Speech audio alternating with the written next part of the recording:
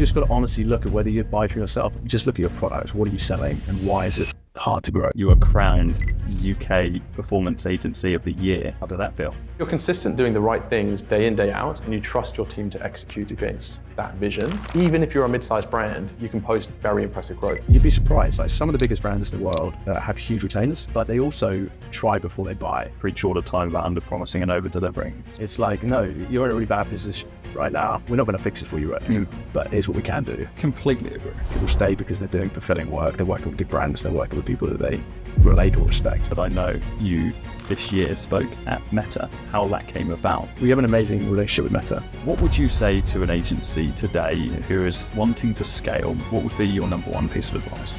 Yeah.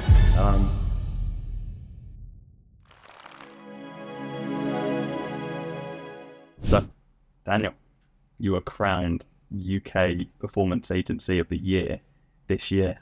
How did that feel? Yeah, pretty good to be honest. It was out the blue. Like, it's a lot of awards you apply to and you pay to enter, and this was like genuinely based on merit. It came out blue, and so it was just like great recognition for everything the team are doing. What do you think it was that allowed you to achieve that just 5 years after launching your agency? I think ultimately it's all down to like the quality of the people you hire. That's the reality. The quality of people you hire, caring about the service you provide, and actually trying to get results for people. That's really it. But it comes back to the people. Yeah. Yeah. And your physical office based in London? That's it. Yeah. Based in London, we're a hybrid business. Yeah. But we've got offices in Old Street and across London that we can access. And we're hybrid, so the team can work in office. They can work at home. Ultimately, where it suits them best to do the best work they can. Awesome. Yeah, awesome. But you don't have an agency background, right? What were you doing before you started the agency that brought you up to that point of actually? Yeah. Well, I'll give you like the high level overview. I was the kid at school who bought the can of Coke for 40p, sold for 50. Like I just loved that. I didn't get many handouts when I was a kid from my parents. They were incredibly generous and I had amazing upbringing, but like I wasn't doted on with money. So most of the time what I had to earn, and that wasn't enough fun at the time, but I'm pretty grateful for it now. And so I always had businesses in some sense, whether that's like an import business from China. I was fully drop shipping online before I didn't heard that term. Never heard of that. Never heard of Shopify. Never heard of, I think it was a Burlo, was the app, Early Doors, or any of that stuff. And that worked really well. Paid my way through uni largely through like retail arbitrage and buying stuff and flipping it. And so I just loved it. And then ultimately decided that I need to know how the real world works, and then decided to go get a job. I went to a great recruitment firm, like tactically, the idea being, I can earn some money, I can set that aside, I can build something for myself and learn all the skills about contracts and negotiation, expectation management and sales, and then leave to go set up something for myself. And that's ultimately what I did, and ended up teaming with my partner who's got more of a traditional agency background. Awesome. So you came from that sales background, had that communicational skill. Exactly that, yeah. How was that learning curve jumping into recruitment after you had your dropshipping business? Yeah, I wouldn't lie, I didn't enjoy it. I did not enjoy it. Like it took me, I remember some pretty interesting conversations I had with my bosses at the time about, they were very like decent with me, giving me like a long rope to sort of work it out. And I wrestled with the 9 to 5 in a big way, and didn't enjoy ultimately having someone saying this is what you need to do between these hours of the day. But I learned a huge amount, and it's given me a lot of discipline that I wouldn't have had beforehand. So I'm grateful for it to obviously. What are the main takeaways that you've transferred from what you were doing in headhunting to the agency? Main takeaways from recruitment. I think I was fortunate to have a great boss a couple of great bosses who were super empathetic, and so I was sort of like being able to recognize that as a character trait is something which is real value in the business, is something I've definitely taken away. I think that's really, really important. And then ultimately it's just like tenacity. Like if you're a recruitment, like you are the bottom rung. I'm sorry for any recruiters listening to this, but like, it's you and real estate agents and car salesmen really. And so like when you're phoning someone, all that person wants to do is get up the phone to you. And so you have to work out how to communicate with them in a way that they can listen to you well and get your point across. And there's also a huge element of just remaining tenacious and just like stubborn to get through and make a success of yourself. So that has been a really helpful lesson when building something, because we all know when you're starting your business, the first get the ball rolling is the hardest bit. So that's it. It's interesting. I had the same background myself, not recruitment, but in cold calling. 150 calls a day, dog eat dog, and coming straight out of university, useless at sales, didn't know what I was doing. And I stand by and say to people and preach all the time that if you can put yourself in an environment at a young age where you are forced to be in a very uncomfortable position, where you're speaking through repetition to hundreds and hundreds of people, thousands of people over the course of a month, then it's physically impossible for you not to become a great communicator. And being an exceptional communicator is arguably the strongest skill you could have as a new start business owner, especially in an agency industry, which is a sales-driven business, first and foremost. Yeah, some of the most eloquent people and people who are able to get down their thoughts and convey what they really mean in a way that lands are agency folk that I've met. You know, you have to, your client services, you're serving people this way of doing it. So you need to be able to understand what they're saying to you, understand their communication, and communicate back in a way which is going to resonate. So yeah, I completely agree. I think actually some of the best employees and team members that I've had have been people who have started their career at a place which is quite intense, but they have no reference point for that intensity. Like this is just how work is. You know, if you start your career off in a place which is super laid back and, you know, whatever, then you go to another job which is potentially normal, you're going to be like, this is intense. This is, you know, I can't keep up with it. But if you've gone through that environment of pressure early doors, and that's your expectation, your barometer, everything else is really helpful and it's like easy. So, yeah, I've definitely seen a clear correlation with people who've done exactly what you said, just been in environments where their back's up against the wall and they have to make it work. And then, you know, the next subsequent jobs are pretty straightforward. Yeah, 100%. Couldn't agree more. So you decide to start an agency, and you're now a direct-to-consumer agency, which is, I actually think, is one of the hardest agencies to run. I think it's incredibly hard for client acquisition, but you've managed to work with some incredible clients. I'd love to unpack that shortly. But you make this active decision. Do you go straight into direct-to-consumer? If so, what does that look like? And if not, what does that look like? Yeah, it was. The reality is a pretty happy accident. Like I said, I always loved e-com. I didn't even know the term e-com really. My co-founder Tom, he worked at a well-established, well-known agency. Is pretty much their first media buyer, called Born Social, who worked with Diageo and all sorts of large brands, large business. But he was pretty much first or second on the ground when it comes to paid media, running huge amounts of accounts. And to that point I mentioned earlier, he was managing like 40, 50 accounts, I believe, at one point. Like that was his standard for like busy. So he understood what that looked like. By himself? Yeah. So he wasn't doing he wasn't client servicing too much. He'd been on calls and stuff, but like behind the scenes he was delivering all that. And then he got headhunted to go to a large retail company. And so his background was econ. My background was loving econ. And ultimately, when I left my job and I had those months to work out what I wanted to do, that's really where I gravitated towards e-commerce. And then organically, he got a freelance client. They still work with us to this day, actually. And I signed a client through just cold outreach. Actually, it was a guy on, I think my first ever client signing, I think about it, was a guy on YouTube. I love tennis. I play I can't play right now with tennis elbow, but a guy called Thomas Menzinger. He's like the biggest tennis influencer. And I just messaged this dude. And something landed. There was no sales training in terms of obviously I'd been in recruitment, so I knew I'd write an email, but it just landed with him, and we hopped in a call and I closed him in one call, and that was my first client. I was like, oh, holy shit, there's something here. And he was selling courses online. That went really well. And then we got referred to someone else, and the focus was just always just like providing honest service, like tell people when it's bad. It's bad. Here's what we need to do about it. Or tell people when it's good. If they can't see that, and guys, we need to make hay now, let's double down. And so I think that authenticity at that time was really just rung true with a lot of people, when there was a lot of snake oil in advertising, and still is, but back then in particular. So we just evolved into becoming known for e-commerce, and then sort of doubled down into that. So it was sort of partially tactical, but it was more just scratching our own itch. Awesome. And I agree. There's a lot of snake oil in the e-commerce space specifically, and lots of agency owners that just don't hold themselves to high integrity. But I believe, and you may have noticed as well, over the last 12 to 24 months, there's been a big culling of a lot of agencies that have just fallen off, and brands are wise. And it's very rare that you sign a brand that hasn't worked with an agency that you personally know. And so making sure that you're honest with people is so important. Yeah, the market's tiny.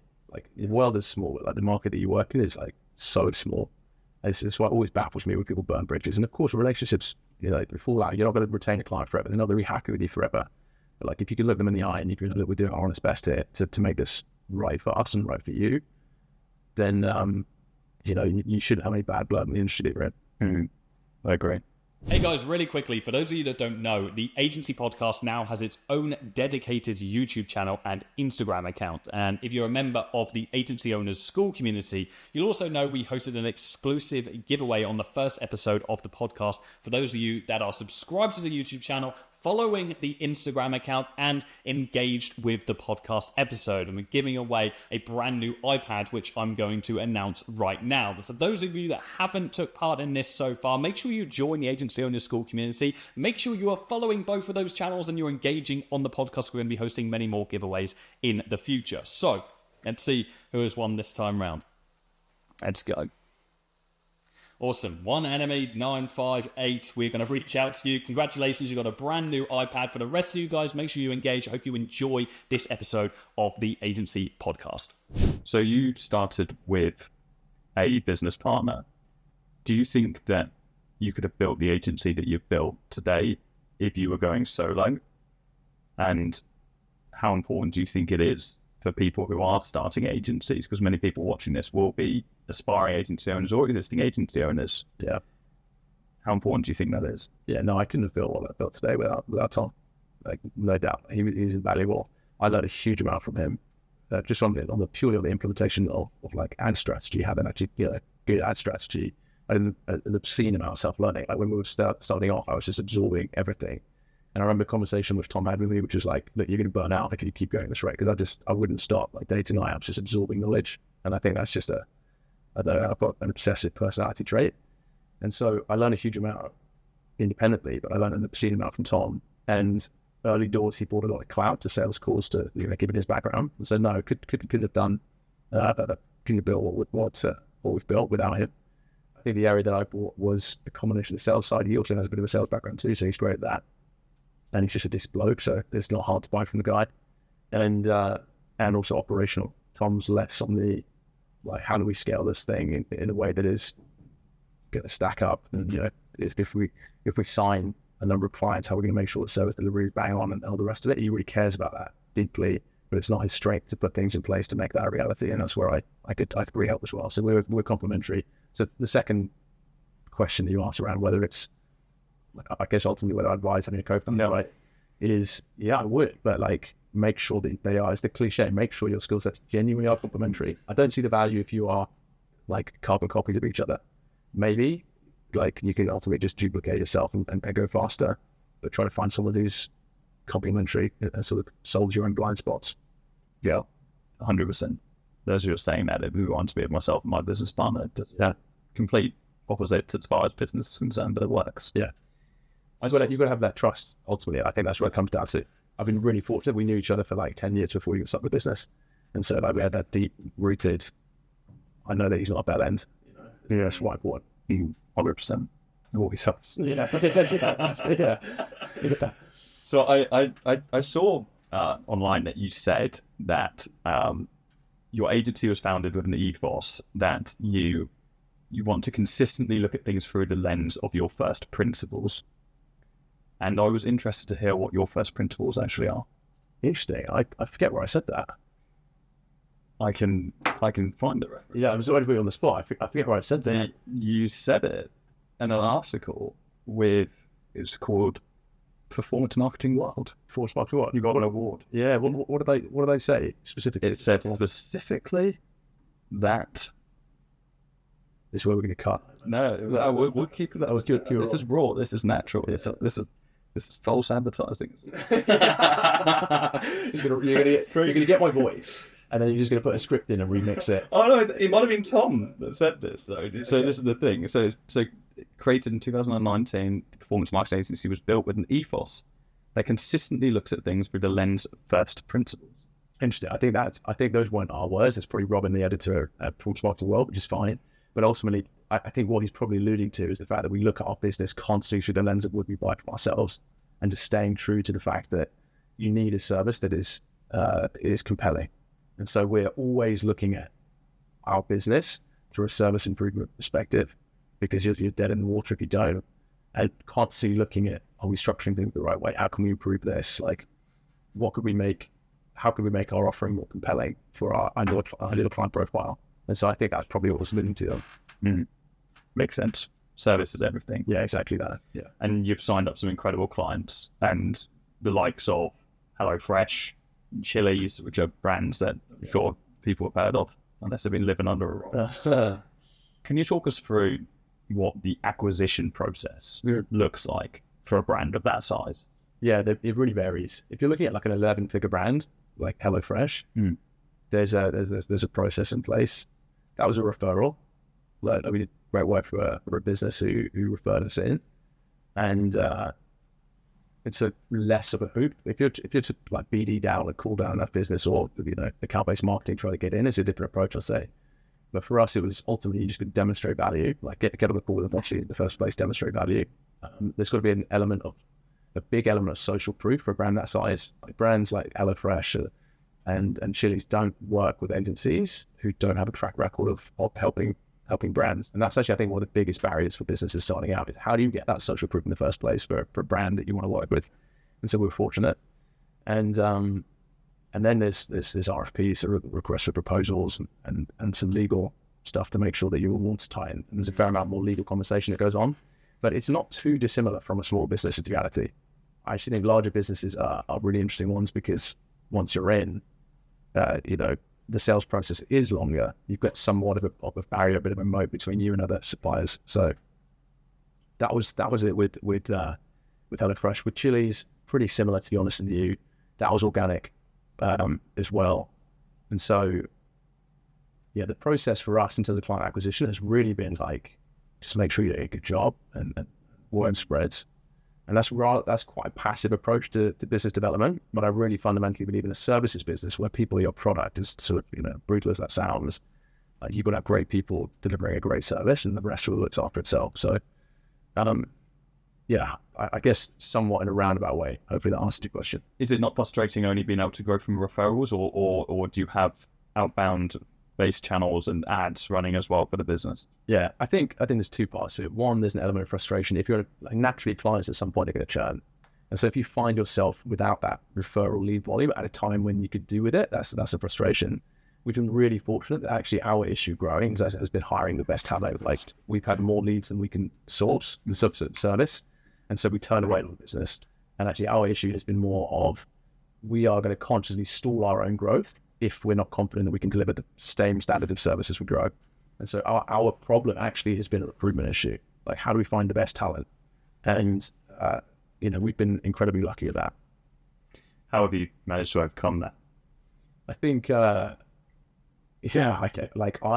think from my recruitment background, I'm constantly networking with people, for sure. That's really important. I think you have to increasingly get in front of where the candidates are. People are on LinkedIn. And so recently we've started doing some more content on LinkedIn, just because, it's the old adage of people in market to buy from you. Maybe there's like 1, 2 out of 100. But if you keep, and the way I think about this in recruitment, if I keep putting myself in front of the candidates I'm going to hire at some point and build rapport with them passively through content, when I knock on their door because we need them, they go, I know this guy, I trust this guy, but yeah, I'll have a call with him. So that's been more the approach, which really makes sense. Awesome. I want to unpack recruitment with you. I just want to park that for a moment and just come back to client acquisition, because I'm interested in the early stages of the agency growth. Presumably, and this is, I talk quite often about our leverage library. We're stacking leverage over time for an agency, and so that's why in the early stages we often work for free just to get a case study. And case studies are worth so much more than any kind of revenue we could make. Good reputation, referrals, and so on. It just snowballs, which is the position you're in right now. Business is snowballing and just building a life of its own. But presumably in the early stages, you were directly outreaching businesses, or was it literally referral based from the start? Literally from the start. I remember doing maybe 2 weeks of BD, like outbound, where I signed that guy from YouTube, and I had some conversation with brands that we just, would probably chance our arm. If we signed them, it would have been like a miracle, and had conversations there and stuff. And I think they just kind of saw through that I was, just started this business and our website was terrible, and that does count for something. I mean, having something which people can look at and be like, oh, these guys are legit. So from the get-go, we were fortunate. I think we were, because of the way the business started, in that it was a happy accident and there was no plan to build an agency, I would have done it differently now. Like, I would have been much more proactive with that sort of stuff and systems in place, all the rest of it. And we have that now. Like, I've got that. That's a strength of mine. But like, I would have done it differently. The reality was we weren't gunning to build a D2C e-com agency, and so we didn't do that. So you have done considerably well from referrals, and many agencies watching this who have even got good case studies and so on probably aren't getting half the referrals that you're getting. So outside of just delivering a good service to the client, I say just because it's obviously the image, what is your formula for referrals? Do you proactively ask for them? Do you wait for them to come to you? What does that look like? I'll be really honest with you, that's an area we're really weak at asking for referral. We've been really fortunate, honestly, that like, I know we might maybe a bit of an enigma here, but like, we just get referrals from our clients. And so we've not found that we have to systemize that process. I think we're probably leaving a lot of money on the table by not doing that. But like I said, our biggest issue has been hiring fast enough to keep up with what we need and just making sure the service delivery is really on point. So yeah, it's something I've thought of and I've stewed on, because naturally running the business, you do think about like, where's the next lead coming from if you are a referral business. And there are times where it's slower. Of course there are. But no, like succinctly, we haven't been proactive with that. Interesting. And presumably then, if the bottleneck essentially is hiring and recruiting talent, that is where the majority of your energy is sustained as far as growth is concerned. Yeah, I think it's ultimately, it's got to be like in a service business. Like I said, it's like people are what you're selling. And so that's really the focus. And it's not just like hiring people. You then got to look after people. Like, culture really does need, I think I said to you earlier, like, it needs pruning and it needs watering. Like, you need to make sure that you're present there in terms of what's going on and aware of stuff, because things like culturally, things can take a turn very quickly because of one person. Like, I've made hires that have been like the wrong hires, not bad people, but wrong hires. And for all sorts of reasons, but like culture typically is the big one. You think you're hiring someone because of a certain thing, and we have a very thorough hiring process to minimize mistakes, but people do slip through the net, and you've got to take responsibility for that. But culturally, things can take a turn very quickly, and so you've got to really be on top of like stewarding that, and not a dictatorial, this is how we are and these are our values and like that bollocks. It's more like, here are the principles of how we here's what we care about, and making sure people are aligned just from just a base standpoint in terms of doing the right thing, etc. Yeah, 100%. Yeah, culture is everything. How do you reinforce that with people that are in the team? Yeah, we're big proponents of, like, I think there's two methods. There's one, you can either crack the whip. I think that's way less effective than dangling a carrot. Like, you dangle a carrot in terms of, not so they can't get it, but like, you do everything you can to make it as attractive for people to listen as they can be, and you actually care. And so there's perks, all that sort of stuff. I personally don't think they have a huge amount of merit. Like, we have loads of perks, but that's not really why people stay. People stay because they're doing fulfilling work. They're working with good brands. They're working with people that they relate or respect. So that's really where the energy goes. And then, of course, you have socials. You have, we just had it recently where we gave a pair of Wimbledon tickets to some people who came up with the best idea for how we could improve the business and that sort of stuff. So, like, little things like that. How often are you doing socials? We do like an organized social once a month. Nice. It's a problem of ours being virtual. Yeah, it's tough. Very hard. And so we're introducing like a monthly social call. Yeah. It's obviously not the same as that's it. Yeah. So we'll see how that goes. We do our quarterly meetup. You can do some pretty good stuff, to us. I mean, your team's like global, so it's going to be harder to do operationally. It's going to be harder to do anything like physical. But when we were fully remote to begin with as a business, and we would send out like, I remember one of the people wanted to do like a wine and cheese night. It's not really my vibe. They want to do a wine and cheese night, so we just sent a bunch of wine and cheeses to be done. They got an expert on who would just be like, "This is what you're doing." So you can do stuff like that. Yeah, like that. That's cool. You, I'd like to unpack your recruitment process because you clearly do something right. But I would, For me, taking on high ticket clients, love them. It's incredible. Yeah. Big brands, the perception is, and it just unlocks another tier for all the obvious reasons. Is it painful to have to turn away so many businesses? And is there a system for that? You have referral partners. What does that look like? Yeah, it's something I really wrestle with, because the reality is like I love like the smaller brand. Yeah. I'm good with the smaller brand in terms of my own personal skill set, and naturally as a founder you gravitate towards that. Impact. Yeah, and we've maybe on a deeper level, it's like feeling useful. It's like I can actually tangibly make a difference. Not this is therapy, but then like the bigger, but we've ultimately built a team who have run ads and like leading like ads for like some of the world's biggest brands, Nike and brands like that. And so we have a capability to serve a bigger brand.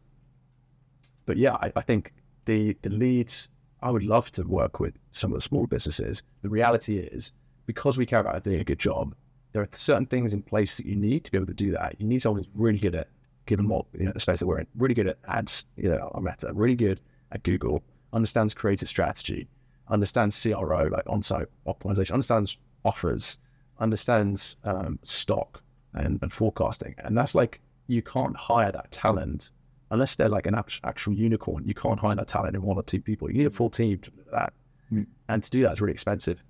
And then to make that team compelling for a small brand, the only way you can do it is by giving loads of small brands to that team, because otherwise the economics don't stack up and you end up just like being a charity serving people who are actually funding their growth. And so, yeah, it's frustrating, but you have to go more upstream. I think if you're hiring great people, you kind of, it's just a natural thing you have to do. So yeah, I wrestle with it. So from a fulfillment standpoint, I presume that you have a more conventional team structure versus I presume you're not on like a pod system inside of it. We actually are. You are on a pod system. It's an actual pod system where people work as a group of team. Yeah. Okay, fine. And so, but let's say you're head of Google, hypothetically. Don't know what the role is, still head of performance. You have multiple that work inside of multiple pods, or is it essentially one person that is overseeing all of that? Yeah, no, we've got multiple. Like we break it out almost like a business unit, right? So you have everything that a client needs to fulfill that work, and it depends on what services that's in a pod. Yeah. Fine. Could you not have just a separate pod that services low ticket clients? Could do. Yeah, I think and that's something we speak about. The reality is, just from a focus perspective, like the bigger opportunity for us is getting in a room with a brand who's paying you $40,000 a month, of course, versus 3. Yeah, like, and so I like on a weekly basis, I'm like to Tom, like, dude, I want to be able to stay. Yeah, and we have conversations about it, but like the reality is, you zoom out and you do the maths on it. It doesn't make sense for us to do it. Yeah, no, that makes sense. We have to stay focused in the right areas. Yeah. I mean, there's so many things. I'm sure you're the same. Like, ideas, just like ding, like stuff that you want to go after. Oh, it's painful. Yeah. I remember taking the advice early doors about shiny object syndrome and staying refocused, and it's served me really well. Apart from one time, as a business that and we don't work with sort of, businesses that are small now, but like they were just starting as a mate, and there was I think the potential conversation around equity or options or something like that early doors.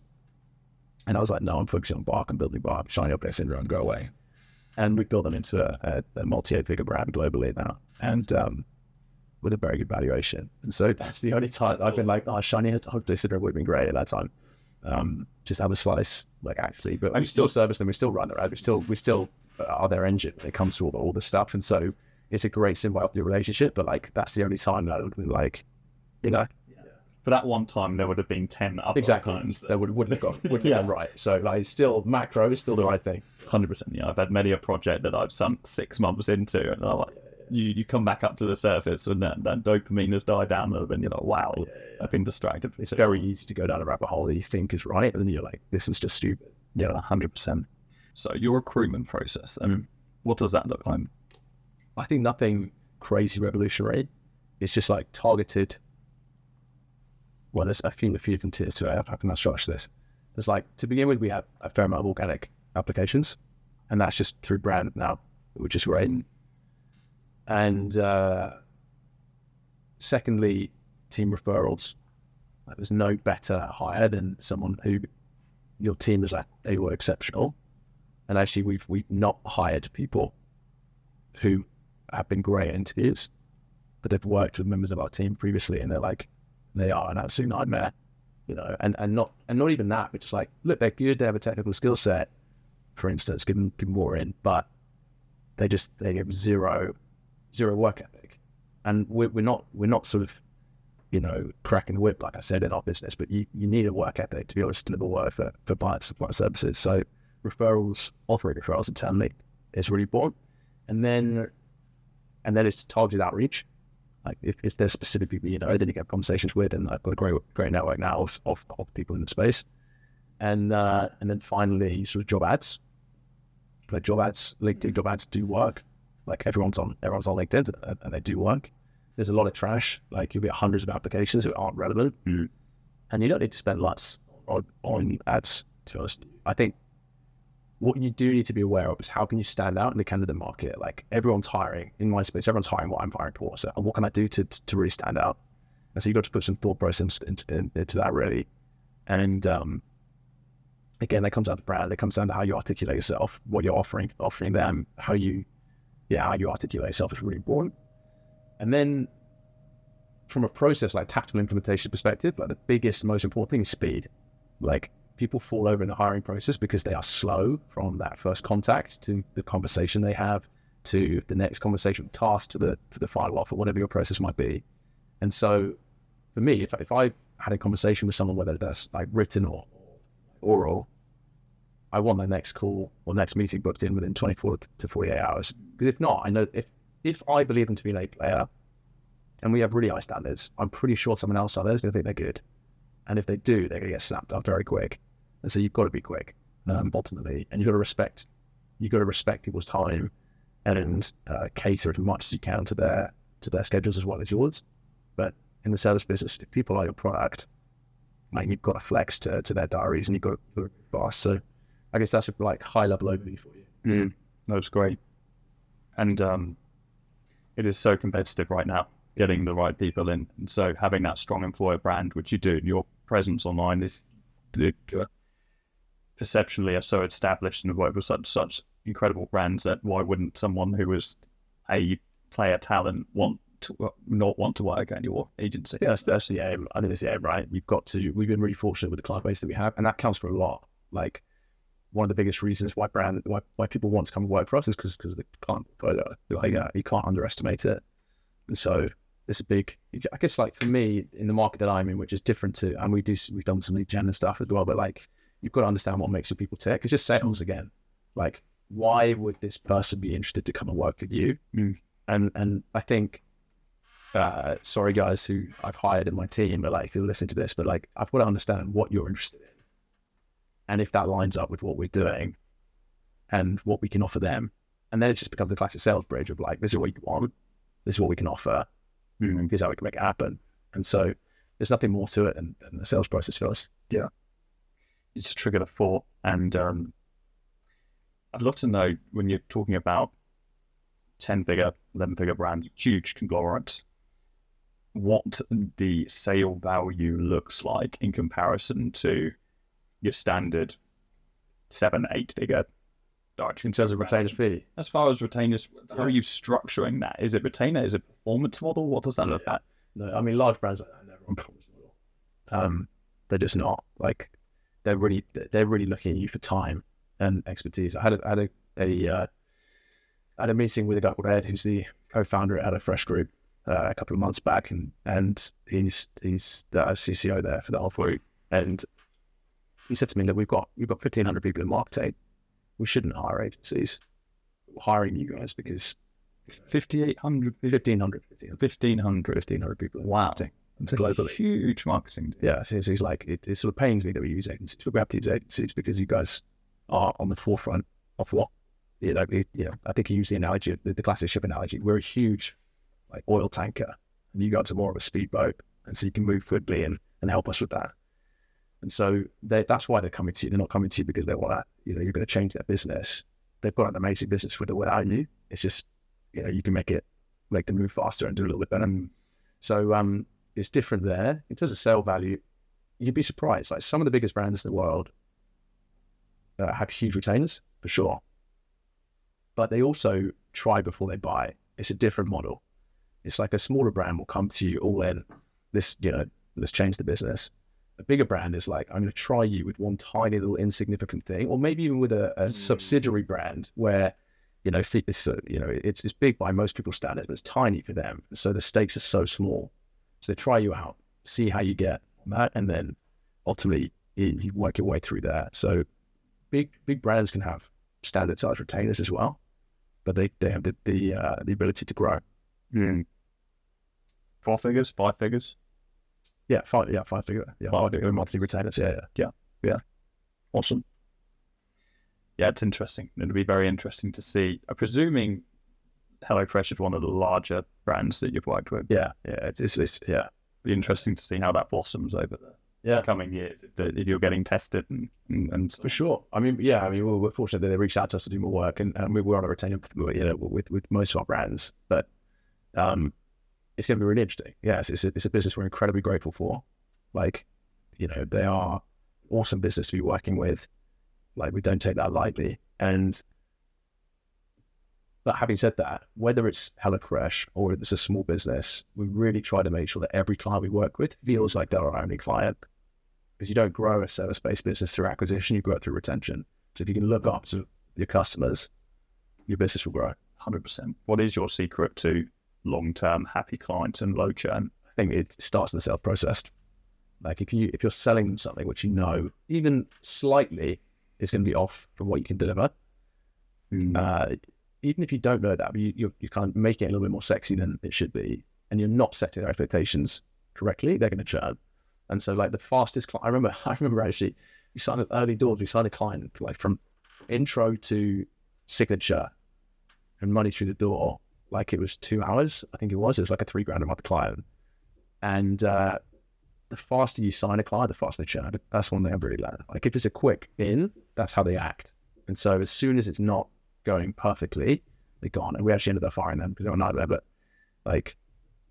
you've got to take time to set the expectation with the brand, so that from a service delivering perspective, they are receiving what you've told them they're going to receive. And actually, I think it's the other way around. You need to almost underplay. One thing which we've done and still do to this day, I think, and we've got a great close rate with brands who we pitch to, but we could make ourselves way more sexy. We actually underdo. If we think we're going to achieve X for them, we'll probably set the expectation lower than that, because there's nothing better than surprise and delight.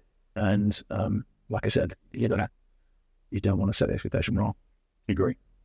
Preach all the time about under-promising and over-delivering. It's so key, which is the complete opposite of what the majority of agencies. I think sales is this shiny, selling a dream. Yeah, and it's not. It's no, you're in a really bad position right now. Let's say, we're not going to fix it for you right now, but here's what we can do. And there's honesty in that more than, we're going to change your life, and it will increase close rate. Yeah, because you speak to brands and you tell them what they want to hear, and they're like, okay, here's another agency that's promising us the world and is not going to deliver on it. Yeah, exactly. Salespeople are crippled and they're too scared to actually be honest, which is such a strange reality. Yeah, there's no stakes. They're not saying they're going to work with you yet. All they're doing is just give me an opinion, typically in an audit stage. And so and that can play into your hand. If things aren't in a good place, that can play into your hand really nicely, but you don't want to be making that up for the sake of it, selling them a dream that, isn't going to realize. Yeah, 100%. So you get a client signed, they're with you now, and you start delivering a service to them. Is your service completely bespoke for every client that you work with? Are people coming in typically just for Meta and various other platforms? What does the service offering actually look like today? Yeah, we've got 3 pillars in the business. We've got paid media arm, which is covering paid social, paid search, across Meta, Google, TikTok, the big platforms really, YouTube, display, etc. And then we've got creative, and that's full suite from strategy to production to creator to design. We've got an incredible team there. We've essentially got a creative agency. One of the big areas that we're very different to almost everybody in our space is we have a full, people come to us purely for creative jobs. And they're data science, and that's answering tough questions around attribution, diminishing return, where should I put my money, how much should I spend, what's the impact of our offers, stuff which becomes important as you get to a bigger brand, and where small percentage gains are actually very big in terms of real monetary value. And so the three of those work together. Most brands come on for 3 services, but we do have businesses who come on for one of those 3, 2 of those 3. Yeah. I mean, if you're a direct-to-consumer agency and you don't have a very strong creative arm, you are going to struggle, seeing as the algorithm Dude, it's is amazing. so creative. The amount of people who still don't, or they say they do, but they just use a freelancer, or they have one person in house. It's all just like a generic individual who puts something together without any real thought, and is staggering still. Yeah. The data science thing interests me a hell of a lot. Yeah. How did that happen? And what was the process there? Presumably that isn't something you've offered from day one. No, it's something like, I think that philosophically you can look at how to grow an e-com brand in a number of different ways. But for us, there's no truer representation of, like, let's say CAC than what you're spending on your marketing and on new customers, and then how much revenue you're getting back from your new customers. And a lot of agencies hide behind Meta tells me this and Google tells me that, and the sum of all those parts is often greater than the reality of the revenue that a business is getting. Mm-hmm. And so understanding that was like a core tenet of ours when we started. And then the data science was a natural evolution in terms of, like, how do we unpick attribution? How do we actually set up proper reports for businesses so they can get the insights they need? Because, brands like Triple Whale and other reporting services, they're great, but they really rely on how you yourself have structured your business and the inputs you put into Shopify or WooCommerce or whatever it might be. And for, like, the reality is most brands have that set up wrong. And so the reporting is wrong. Like, a plug and play solution is only going to get you so far. And so the data science was a natural evolution in terms of service improvement. How can we just make sure we're giving a better service to our clients that's actually meaningful, actually making a difference, actually helping grow? So how does that manifest? What does that actually look like if Triple Whale and solutions like that are only part of the solution? What is the full solution? I think the reality is you need, in my opinion, like a custom approach, or at least someone who understands it to sense check whatever you're approaching sets up to make sure the numbers you're getting are correct. Like we have our own software that we built, which ultimately does this for brands. Like, in terms of visualizing everything in one place and answering tough questions. It's essentially, consultancy as a SaaS, and you just need someone who really gets it to go in and unpick your data. And I guess basic example would be like, if you're reporting new customer revenue and you're a sofa brand, but you sell a swatch up front, you try the swatch and then you buy the sofa. Are they a new customer when they buy the swatch, or are they a new customer when they buy the sofa? Like, in Shopify's eyes, they're a returning customer when they buy the sofa. And that's what plug and play solution will tell you. It's like, actually, your returning revenue is coming from here. Unless you have someone who really understands that, and that's a basic example, but there are billions of other examples like that. Unless you have someone who really unpicks that for you and can give you real clarity on, like, where your revenue is coming from, what tactics are driving that, then you kind of are stumbling around in the dark. And that's fine when you're small, because you can make one change and that's had that impact. It's really visible. But when you're a bigger brand, you've got to, there's more at stake for small, like I said, smaller percentages are actually big in real terms. And so you can go granular and charge a lot as a service provider to solve a more granular problem, because the outcome is actually pretty substantial for them still. Is this something that I'm keen to, you've identified the need yourself with the client because of frustration and attribution through working with businesses, but actually creating that solution and then being able to have the confidence to say, we have a data science offering. Did you hire for that, or did your internal team grow? Yeah, we hired for that. Yeah. We've got a very capable, small but capable data science team who, I think the issue, like, with data science in our space is that you have a data scientist who's incredible, at analysis things. But if they lack the context of performance marketing and the input, then the output that they're analyzing can lead you down a different path. Whereas if they have the context of, you have this output because of the stupid things you did at the input stage, change those stupid things and you can get a totally different output. Like, that's a very different conversation you can have with a brand all of a sudden. If I can try and make it clearer for myself, it's like you're making all the wrong mistakes on, I hit a real example. We had a business come to us who's like a furniture business. Search as a channel, Google as a channel is huge in that space. So everyone's searching for things. There's no reason why that shouldn't be an incredibly effective channel for business. They were using an attribution tool, which told them, do not invest in search because it's not working. And so they spent all their money on other channels. When they came to us and we ultimately did an audit, it was immediately obvious why search wasn't working.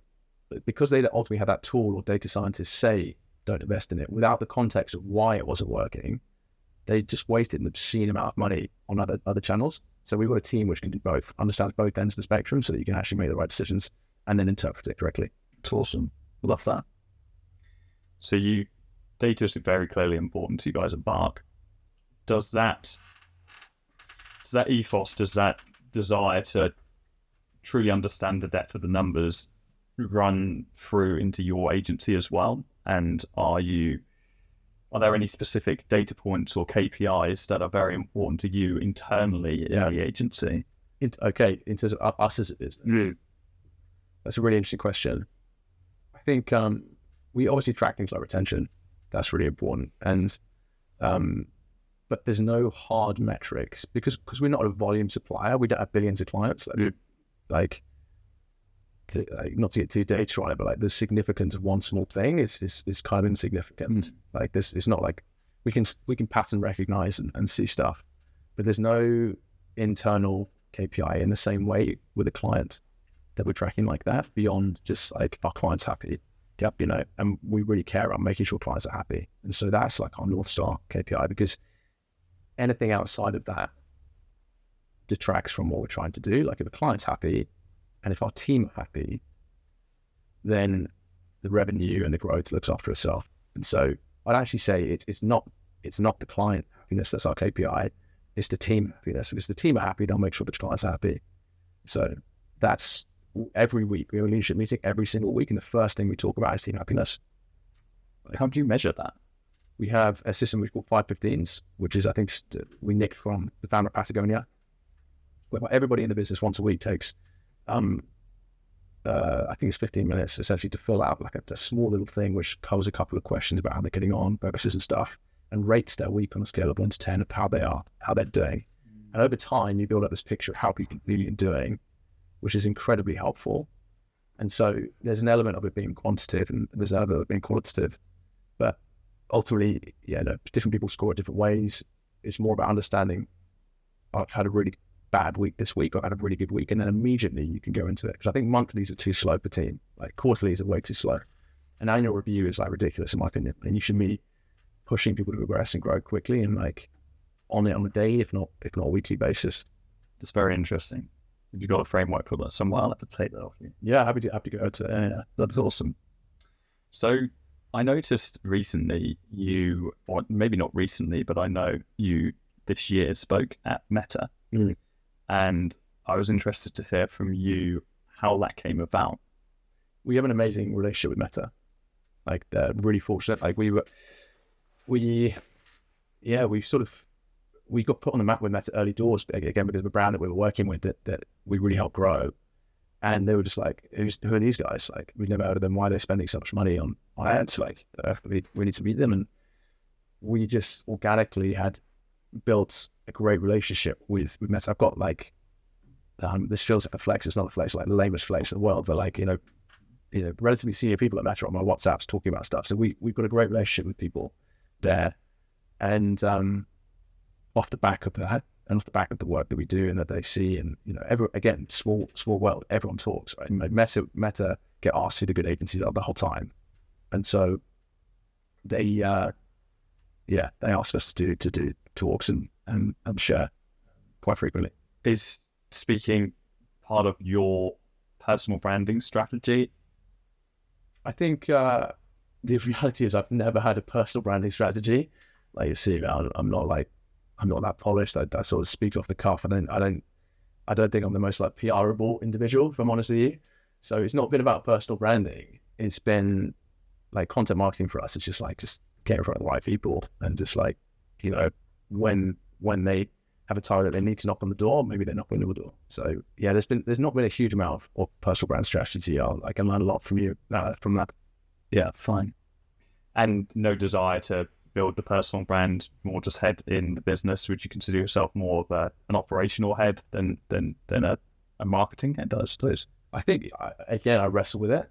and catch me on the right day, I'm going to be like, right, build a personal brand. It's like, I look at, as a business, what we've been able to achieve, and objectively, I'm like, I can, there's a lot of social proof here that I can leverage to build something. But then there's also the part of me, I'm like pretty intensely private. Like I've student the idea. I kind of hate the idea of everything being out there, or the perception that everything's out there, or like I said earlier, there's like a huge admiration for you for the amount of content that you produce. Like that's a slog. Like, I don't think people understand how intense that is, and the work that goes behind the scenes into that, and that's pretty all consuming. And so like, for me at this stage of my life, is that what I want? No, but also do I realize that there's massive value in a personal brand, both in terms of network and in terms of commercially, obviously, opportunities. Yeah, hugely so. So I wrestle with it. It's, for me, it's massively valuable for what's happening right now. It feels like the business of me. It feels like and it is really a separate business that makes its own separate money and it benefits everything else, but certainly impacts the long term, and it's something that I can mold and progress over time. Like it would be harder for me to mold my agency and get everything I want to get out of it at every stage of life, but easier to do that with my brand, which is why I'll find it interesting, albeit a complete slog is what it is, and a frustration every week. Yeah, I can imagine. Like it must be, like I said, huge respect for you doing that. It's like, it's a small amount of content marketing, and it's a slog. Yeah, 100%. So, like the personal brand is something which, again, like I wrestle with it. I think I'm actually more on the side of it being beneficial than not. But I don't want to cross the line into doing it at this point in my life. Yeah. No, it's a commitment. Yeah. So, this point in your life, I'm talking about your agency right now. What exists outside of that? Have you considered what the next 10 years look like for you, and how far you want to take this business? Yeah. And if there is a life outside of this business? Yeah, that's a really great question. I mean, I invest in e-com brands. That's one thing I have that, and we'll continue to do that, and we'll continue to start businesses like that. I think that's really exciting for me. Like I said, I like that more startup type puzzle phase of like, how can we make this thing work? I get excited by that. And so I'll continue to do that. And like beyond like work, obviously, I've got an incredible girlfriend. I spend time with her in Spain and in London where we live. And I obviously that's like a huge priority of mine. So wherever that, whatever that entails, but I guess like business perspective, I follow what I've done today, which is just scratch the itch, follow my nose on things, and trust that I left my job in recruitment with no formal plan other than I backed myself to work it out. And I think that's like, I've had success doing that. There's no reason I don't feel I'll have success doing that moving forward. So yeah, not to skirt the question, but hopefully that, there's no 7, 5, 10 year plan. It's like what I'm excited by. Yeah, 100%. And then if you look objectively at the industry itself, what do you think will happen to this industry in 10 years' time from now? Yeah, I mean, macro, obviously, everything's becoming more automated, and AI is taking over. Taking over is maybe too strong, but like it's becoming more present. So I think it just pushes you upstream again from tactical into more strategic. And actually, I think potentially a good analogy is from an ad account perspective, you used to press loads of different buttons. Now you press fewer buttons, for the ones you do press have more impact. So there's more responsibility now. You press the wrong button, and actually, it's a real impact for business. And so it's less about having enough people to press all the buttons, having the right people to know what buttons to press. So I think that's the way that the industry's moving. That's interesting. Yeah, I never looked at it from that perspective. I like that. Yeah, how integrated is AI in the business at the moment with the data stuff? Are you utilising AI in yeah, I guess technically, yeah, we use it. We use it a lot. I think everyone's definition of AI is different, but yeah, we use AI for sure. And machine learning and things, definitely models and stuff. And we, again, from our relationship with Meta, we've got like, great sort of solutions there. I think increasingly so. Something which I think about. For me, like AI is ultimately, it's like a lubricant, right? It's like how can we do what we're doing with less friction and quicker.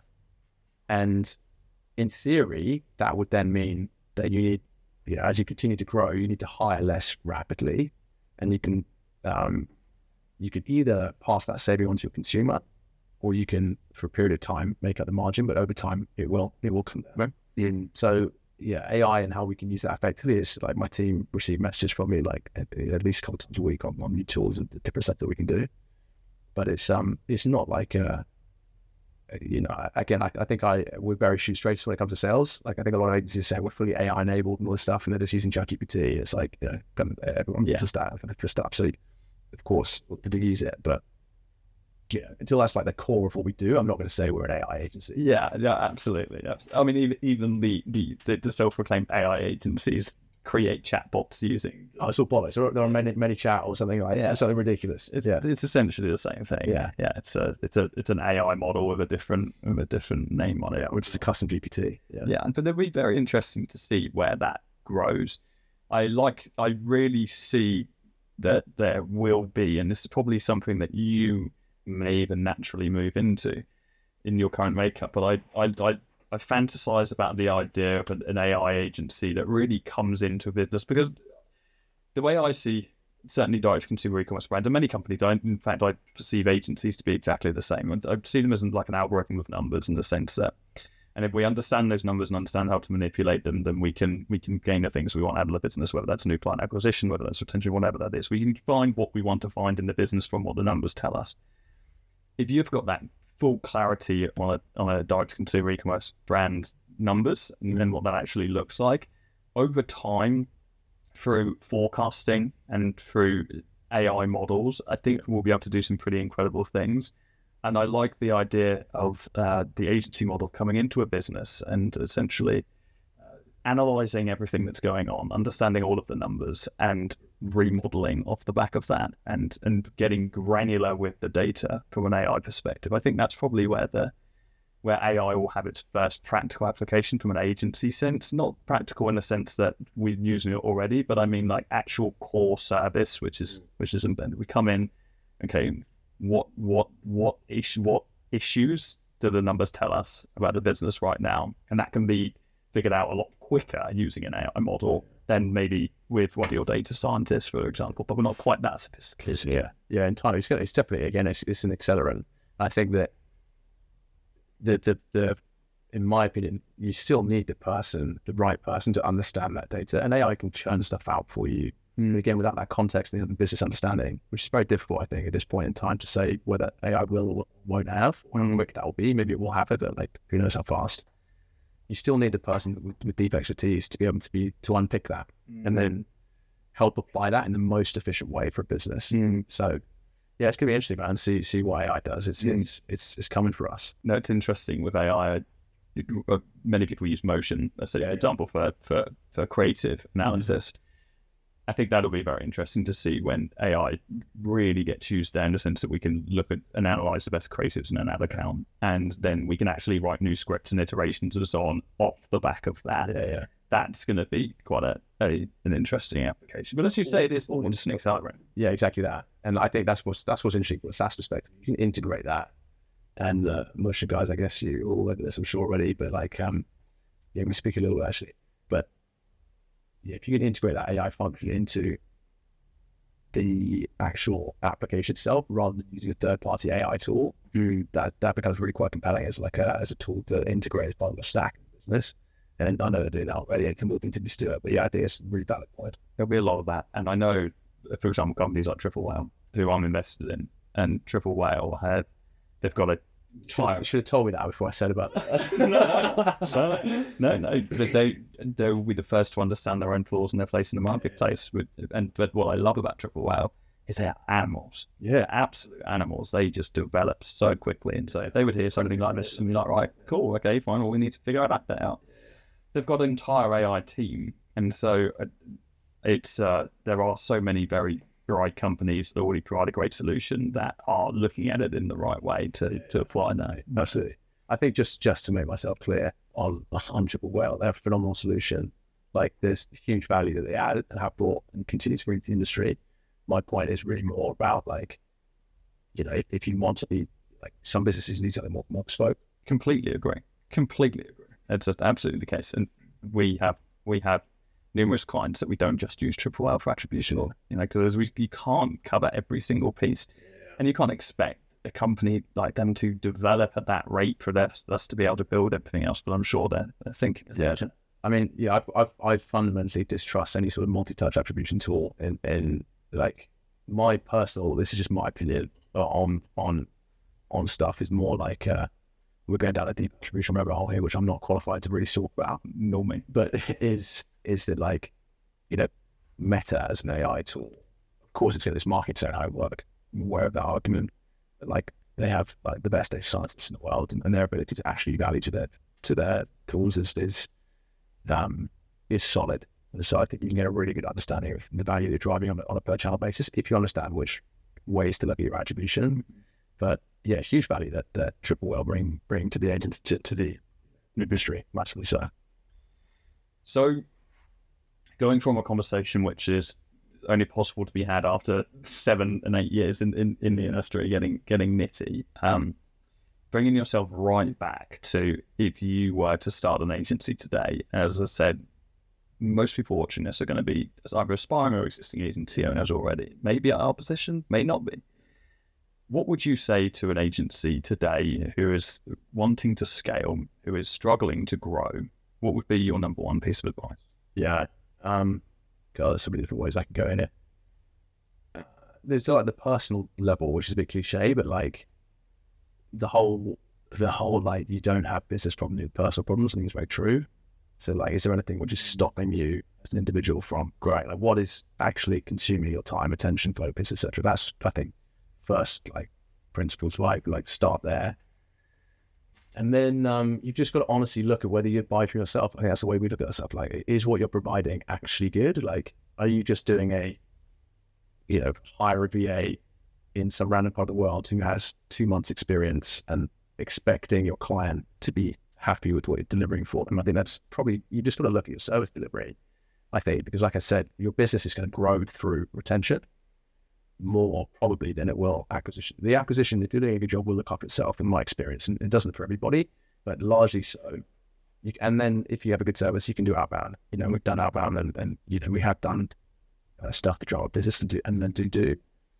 But yeah, service delivery is everything. So if you're struggling to grow, I guess look internally in the first place, and then just look at your product. What are you selling, and why is it hard to grow? It's just like, using the analogy with e-com, if a business has a terrible offer or a terrible product, if they run ads to that, it's not going to work. No matter how many ads or how good you think your ads are, it's not going to work because your product, the way you're framing it, is not right.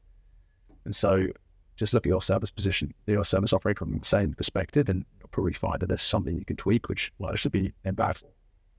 I love that question. Would I hire myself? Because I think that forces people to be very introspective, and then the second question is, if no, which probably is the case, why? Yeah. And write that down, and then study each of those points and create solutions to them. Exactly that. Yeah.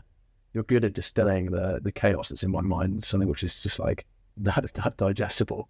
But yeah, I think that's exactly it. You will have a gut reaction to when you ask yourself that question, when I buy, you know, what I'm saying, when I buy from me. If there's a hint of like, no, you got work to do. Yeah. Awesome.